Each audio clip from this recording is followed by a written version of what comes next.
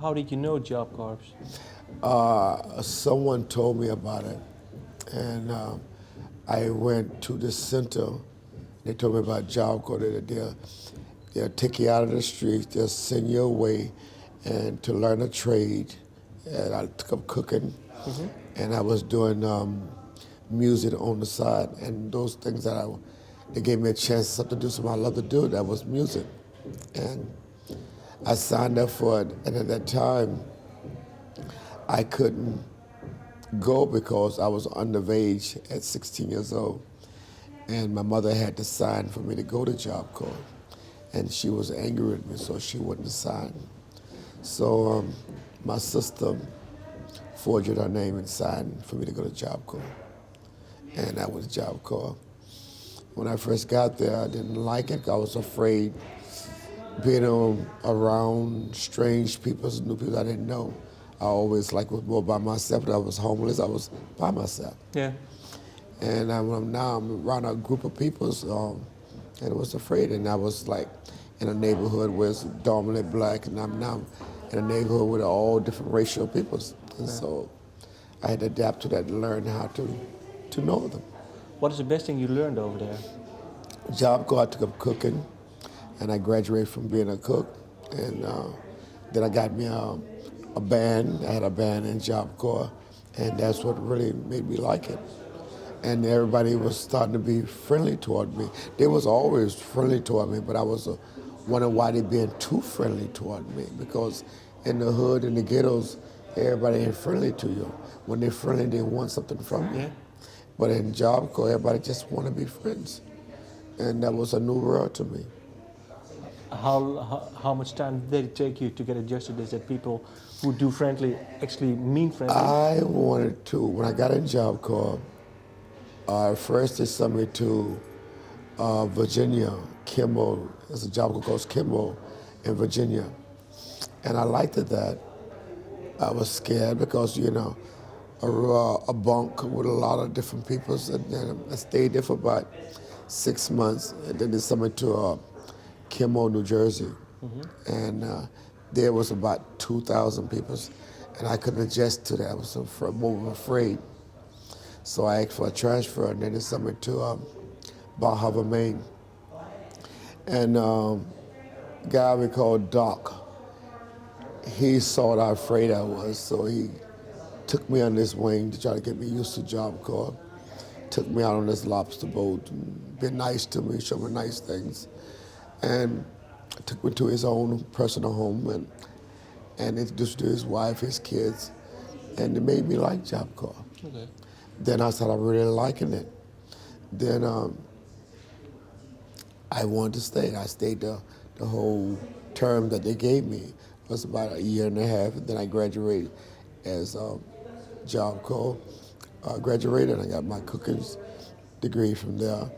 And I got me a neighborhood. I had a band in Job Corps, but all the band members got drafted into the Vietnam War, so we lost contact.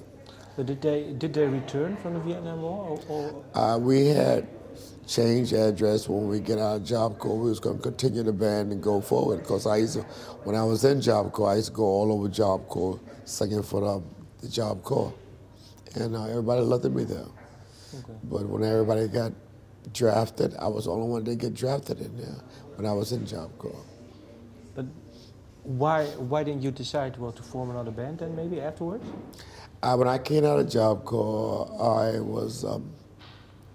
went to stay with my sister, and then Job Corps promised me a job when I got out of Job Corps, and that was at Wasake Development Center for Disturbed Peoples, to cook for them. And so they gave me a job upstate New York at a place called Wasake, and I got a job there cooking for 3,500 people a day. And when I went in the kitchen, I said, I can't do this, because it's a big, huge kitchen cooking for 3,500 people a day. We didn't have no pots. We have these big old thing where you stir it. So I had to learn that. And once I learned that and got the fundamental of it, it's like cooking for anybody. Yeah. So you didn't pursue another band, or? Then I got eventually on the side, I got me another band, a job called up in Wasake. I started going around singing in these small clubs, Yeah. doing shows. Then I worked at Wasake for 9 years, and working with mentally disturbed people and watching all the different deformed and all the different kind of ways, it started making a toll on me. I couldn't take it.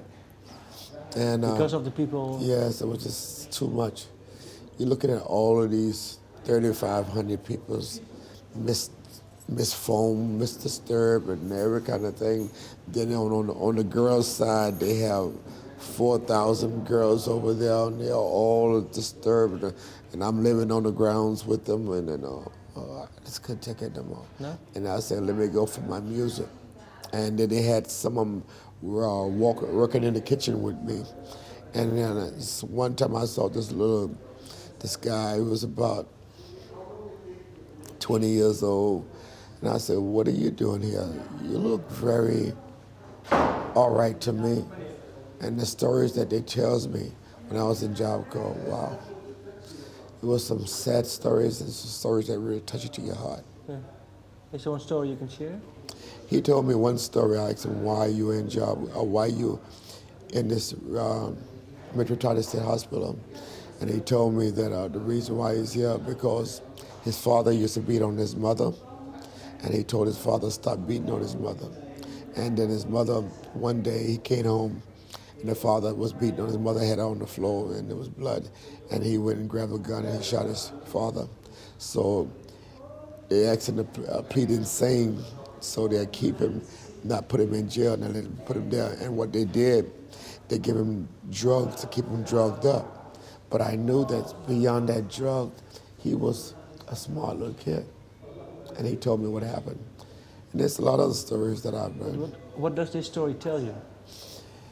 What it tells me, a lot of people's in jail for no reasons. And a lot of people's supposed to be in jail. And because I know with my past life story, things that I've been through, I've been in jail some for no reason at all. I know how I feel to go in jail, and you know you did no harm. And it's when you got no financials, nobody to recognize you, who you can run to and tell it to, you ain't got nothing.